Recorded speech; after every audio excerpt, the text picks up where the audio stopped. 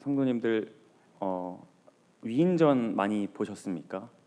저는 이제 어렸을 때 위인전을 많이 읽게 하셔가지고 집에서 위인전 많이 읽고 자랐는데, 생각해 보니까 많이 읽었던 것에 비해서 기억에 남는 건 많이 없어서 좀 아쉬운데, 뉴턴 이런 사람들이 만류 인력의 법칙을 이제 했다, 이런 것들이 기억이 나고, 어떤 뭐 에디슨 이런 사람들 얘기들이 이렇게 기억이 납니다. 우리가 어렸을 때 이게 자라면서 위인전을 읽으면서 이렇게 자랄 때 그 위인전의 내용들을 이렇게 딱 보면은 그 위인전의 그 사람에 대해서 어떤 좋은 것들, 그 사람이 잘한 것들, 어떤 뛰어난 것들에 대해서 기술을 하지, 뭐 그 사람이 어떤 성향을 가지고 있었고 나쁜 습관은 이게 있었고, 뭐 어떤 나쁜 것에 대해서 부정적인 시각으로 그 위인들을 평가하는 위인전은 없습니다. 왜냐하면 그 위인을 기리고자 그 위인에게서 우리가 배울 것들이 있기 때문에 좋은 것들이 거기에 쓰였다는 이야기죠. 그렇게 교훈을 전하는 것이 더 위인전의 성향에 맞다 볼 수 있습니다. 우리가 오늘 읽은 성경 역대기가 어떻게 보면은 바로 위인전과 같은 성격을 가지고 있습니다. 역대기는 똑같이 창세기, 사무엘 상하, 열왕기 상하 내용이 비슷하게 나옵니다. 특히 이스라엘의 족보 얘기부터 시작을 해서요, 다윗의 통치했던 얘기, 솔로몬의 통치했던 얘기, 이 부분에서는 거의 뭐 열왕기 상하, 사무엘 상하에 있는 내용을 비슷하게 그 토시 하나 틀리지 않는 문구까지도 동일하게 나옵니다. 그 성경 통독하다가 가끔 이 역대기 쪽에서는 당황을 할 때가 있어요. 며칠 전에 솔로몬 이야기를 내가 분명 읽었는데 열왕기 상하에서 또 솔로몬 얘기가 나오네, 이렇게 생각할 수 있는데, 그것은 이 역대기라는 책 자체가 기록 목적이 그 열왕기 상하, 사무엘 상하랑은 다르기 때문입니다. 이 내용들이 반복해서 이렇게 쓰이는 이유는 포로기가 끝난 다음에 예루살렘에서 이제 다시 성전 예배가 드려지는데, 이 성전에서의 예배 의식과 역사적으로 우리나라가, 우리 이스라엘이 어떻게 왔는지에 대한 강조점을 두기 때문에 그 기록 의도가 다릅니다. 역사적으로 하나님께서 창세기 아담으로부터 지금까지 야곱과 이삭과 아브라함 하나님이 지금까지 우리를 인도하셨는데, 그 하나님이 현재에도 살아계셔서 우리를 역사하신다는 내용들을 담다 보니까요, 다시 족보 얘기가 나오고 이제 다윗의 이야기가 나오고 솔로몬의 이야기가 나온다는 이야기입니다. 더 쉽게 다시 말해, 이제 다시 이스라엘이 새 출발을 하려는데, 그때 이제 민족의 신앙심을 고취하고 우리나라의 민족의 자긍심을 키우기 위해 이 역대기를 만들었다, 이렇게 이해하시면 편합니다. 그러다 보니까 사무엘 상하, 열왕기 상하랑은 차이가 있는데, 그것이 바로 뭐냐면 위인전처럼 어떤 이 유다 왕조, 과거에 우리가 되게 잘 다스렸던 왕들에 대한 불편한 이야기, 나쁜 이야기, 실수했던 이야기는 이 역대기에 등장하지 않습니다. 예를 들어서 다윗이 밧세바를 범했던 사건은 역대기에선 다뤄지지 않습니다. 위대한 우리 다윗 왕, 하나님의 왕이었던 그 사람이 한 여자를 차지하기 위해서 우리야를, 그 충성된 우리야를 죽이고 나단에게 꾸지람을 받는 이 장면이 굳이 위인전에 실릴 필요가 없겠죠. 그렇기 때문에 역대기엔 실리지 않습니다. 반대로 역대 왕들이 하나님을 예배하고 찬양하고 공로를 세우고 큰 업적을 세운 것들에 대해서는 아주 잘 나와 있습니다. 오늘 우리가 읽었던 이 8장의 내용의 제목을 보시면 솔로몬의 업적 이렇게 써 있을 겁니다. 그러면서 그가 어떤 방식으로 이 성전을 세웠고 또 왕궁을 세웠고 또 어떻게 이 나라를 다스려갔는지에 대한 솔로몬의 아주 잘한 일들이 연이어 나오는 것이 바로 이 8장의 이야기입니다. 오늘 우리가 잠깐 읽었지만 건축하고 쭉 계속 건축하는 얘기가 나옵니다. 그러니까 이 글을 보는 이로 하여금, 와, 솔로몬 왕은 진짜 최고야, 진짜 짱이야, 지혜의 왕이야, 우리의 자국에 성전을 지은 아주 대단하신 분이었지, 이러면서 이런 자긍심을 높이는 차원에서는 아주 중요한 그런 장이라고 할 수 있습니다. 그러나 우리 믿는 성도들은 이게 아주 중요한 내용이고 역사적으로 가치 있고 그리고 이스라엘 민족의 자긍심을 높이는 일이지만 우리는 이 뒤편에 사실 굉장히 짙게 드리운 그림자가 있다는 사실을 알아야 한다는 것입니다. 분명히 솔로몬이 하나님의 성전을 짓고 너무 잘한 밝은 부분, 명적인 부분들이 있지만 우리는 그가 못지않게 실수했고 어둡고 깊게 드리운 짙은 그림자가 있다는 사실을 압니다. 아까 다윗이 밧세바 사건에 대한 것들을 역대기에 기록하지 않았다고 했던 것처럼요, 이 솔로몬의 업적들은 너무나 멋있게 기록되어 있지만 그가 실수하고 잘못했던 것들에 대해서는 역대기에서는 기록하지 않습니다. 근데 한번 생각해 보십시오. 우리가 오늘 8장 1절부터 6절까지 건축을 엄청나게 했는데 이 건축을 하기 위해서 무려 15만 3,600명이라는 숫자가 20년 동안 엄청나게 공사를 노역으로 썼습니다. 그 사람들이 얼마나 힘들었겠습니까? 그리고 그것은 둘째 문제고 그 많은 건축 자재물을 들여오기까지 이 물자 교환을 위해 수많은 나라랑 거래했다는 이야기가 열왕기서에 나옵니다.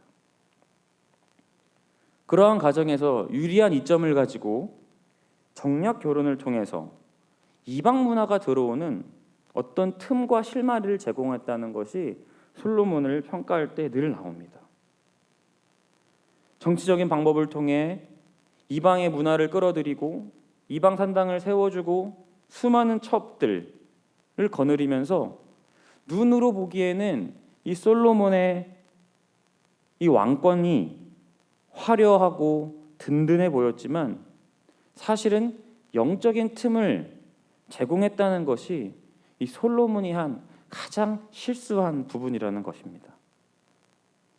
하나님이 솔로몬에게 후에 뭐라고 하십니까? 그래서 내가 당장 마음 같아서는 지금 두 나라로 갈라지게 하고 싶지만 너의 아버지 다윗을 봐서라도 너 다음 때에 갈라지게 하겠다, 이렇게 솔로몬에게 꾸짖는 장면이 나옵니다. 그것이 열왕기상 11장 12절에 나옵니다. 역시 역대기엔 나오지 않고요, 열왕기상에서 나옵니다. 제가 11장 12절을 읽겠습니다. 그러나 내 아버지 다윗을 위하여 내 세대에는 이 일을 행하지 아니하고 내 아들의 손에서 빼앗으려니와. 아멘. 사랑하는 성도님들, 오늘 이 말씀을 통해서 우리에게 주시는 교훈이 뭡니까? 사람들의 눈에, 사람들의 평판에만 신경 쓰면요, 이렇게 영적으로 우리는 타락해 가는지도 모릅니다. 사랑하는 성도님들, 사람들의 평가에 좌지우지되지 않기를 주님의 이름으로 축복합니다. 아무리 감춘다 한들 드러나 있습니다.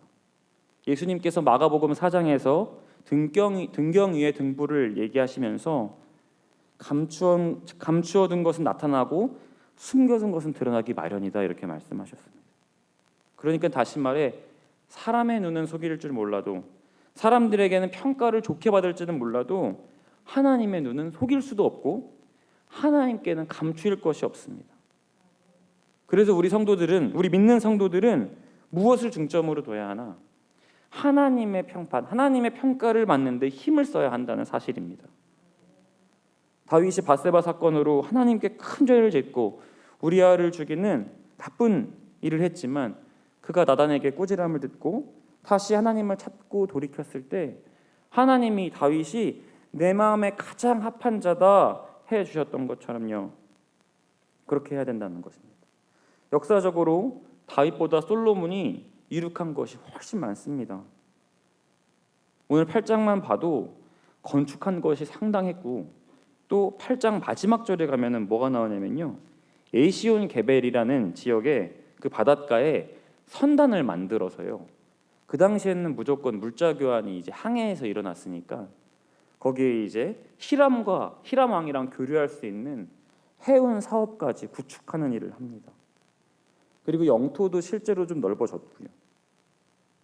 사람들의 평가로 보면 솔로몬 때 이스라엘이 가장 막강하고 부강해졌고 이스라엘이 경제적으로 든든해졌고 정말 참으로 지혜의 왕이었다 이렇게 사람들이 평가할 수 있을지 모르지만 실상은 솔로몬 때문에 이스라엘이 남북으로 분열했다는 사실을 우리는 기억해야 합니다.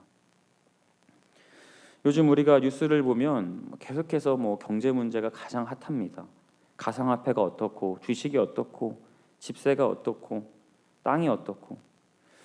이런 관점에서 계속해서 경제적 잣대를 들이대면서 이야기를 할 때마다 좀 우려가 되는 것은 믿는 나조차도 그런데 굉장히 흔들립니다. 좀 나도 잘 됐으면 좋겠다. 거기 주식이 없다는데 나도 한번 넣어볼 걸 그랬나. 이런 생각도 들고.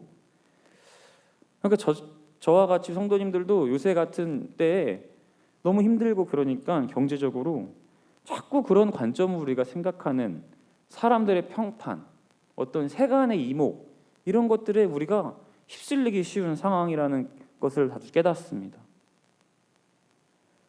사람들의 평가에 뭔가 걱정하고 나도 잘 되고 싶고 따라가 보고 싶고 대박 터뜨려 보고 싶고.